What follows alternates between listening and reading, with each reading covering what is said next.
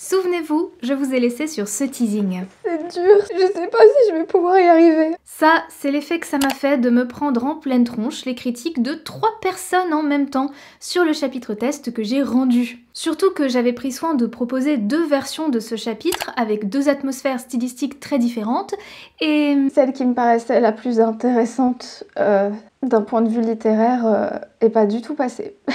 Alors pas du tout. On m'a dit que c'était trop marqué, trop original.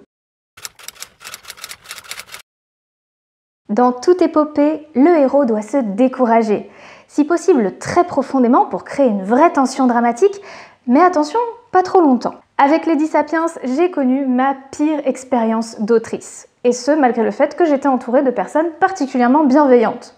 Pourquoi ? Tout simplement parce que j'ai été trop entourée et surtout trop tôt dans le processus d'écriture. Pour bien écrire, il faut savoir effacer. Stephen King écrit « Tuez vos chéris, tuez-les ». En d'autres termes, il va falloir sacrifier beaucoup de vos phrases sur l'autel du récit efficace. C'est pas bien grave et c'est quelque chose que j'avais intégré très tôt grâce à l'épreuve du One Woman Show. Charcuter des textes en permanence pour s'adapter au retour du public, c'est un travail quotidien et nécessaire. Sauf qu'avant de détricoter ton texte, il faut avoir pu le tricoter tranquillement, dans l'intimité d'une chambre à soi, comme dit Virginia Woolf.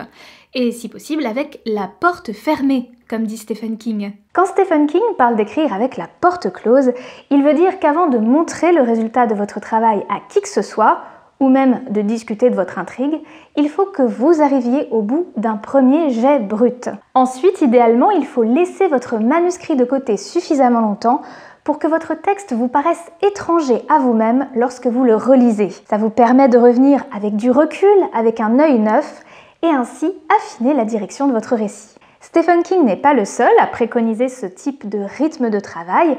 On retrouve également ce genre de conseils chez Jean-Philippe Toussaint ou Pierre Lemaitre. Et personnellement, c'est comme ça que j'ai besoin de travailler. Comme je vous le disais dans le vlog précédent, ce qui me conviendra à moi ne vous conviendra peut-être pas à vous. Vous n'êtes peut-être pas un Pierre Lemaitre, vous êtes peut-être une Amélie Nothomb ou une Cécile Coulon, les femmes du gang du premier jet. Dans ces cas-là, franchement, vous avez beaucoup de chance. Mais personnellement, j'ai besoin de réécrire un chapitre 2, 3, 4 fois avant d'être prête à le montrer à une tierce personne et d'encaisser les critiques. Là, clairement, j'étais pas prête. Alors j'ai pris sur moi, beaucoup, mais pas toujours suffisamment pour que ça passe inaperçu. Psychologiquement, c'est compliqué. J'en ai vraiment super marre. Il y a des relecteurs avec qui ça va vite et il y a des relecteurs avec qui ça va pas vite parce que quand t'es pas d'accord, et là je suis farouchement pas d'accord avec un ou deux trucs, et ben t'es obligé de batailler, enfin de batailler est un grand mot, mais t'es obligé de te justifier de chaque mot utilisé. J'y ai passé basiquement l'après-midi alors que j'avais tellement d'autres choses à faire. Il est que 17h mais je vais faire une pause. Et là je crois qu'il va me falloir plusieurs chansons de Taylor Swift pour... Alright.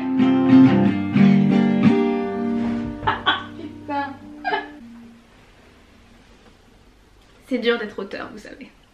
Je n'avais qu'une seule envie, me couper du monde et des obligations. Sauf que quand on bosse à plusieurs sur un livre, on passe par des heures de réunions Zoom. Ce qui m'a le plus passionnée, c'était les réunions avec l'illustratrice Pascaline. Bon, il faut dire que c'est une de mes amies les plus chères et qu'elle est tellement talentueuse que la regarder créer, c'est juste un bonheur. Mais comme elle est arrivée dans le projet 6 mois seulement avant le dépôt du livre à l'imprimerie, on était un peu dans le stress. Et puis le scrutage de mon écriture a été constant pendant tout le processus. Chapitre par chapitre, phrase par phrase, les scénaristes de Lady Sapiens ont tout validé, dépioté et aménagé la langue à leur style parfois. Ça a fait beaucoup d'interactions. Beaucoup trop pour l'autrice ours des cavernes que je suis. Sauf que de nos jours, pour vendre un livre, il faut savoir sortir de sa coquille. Et pas seulement au moment de la sortie du bouquin pour répondre à des interviews. La promo, ça s'organise longtemps en amont.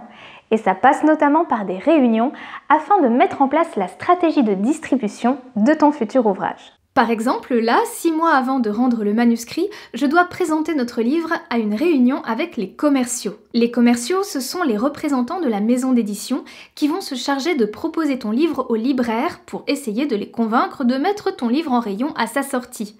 Autant vous dire que c'est capital, parce qu'un bon livre mal distribué, c'est un livre qui se vendra mal. J'ai donc pris mon courage à deux mains et hop, direction Saint-Germain. Bon ben voilà, c'est fait. Je crois que ça s'est bien passé parce que je les ai fait rire, donc je pense que ça va. Vous l'aurez compris, ça a été beaucoup d'agitation et de pression. Du coup, qu'est-ce que j'ai fait? J'ai tout lâché pendant des mois. Et j'ai écrit un autre livre pendant tout l'été. Dany Laferrière conseille aux écrivains de toujours avoir 2 livres en cours d'écriture en même temps.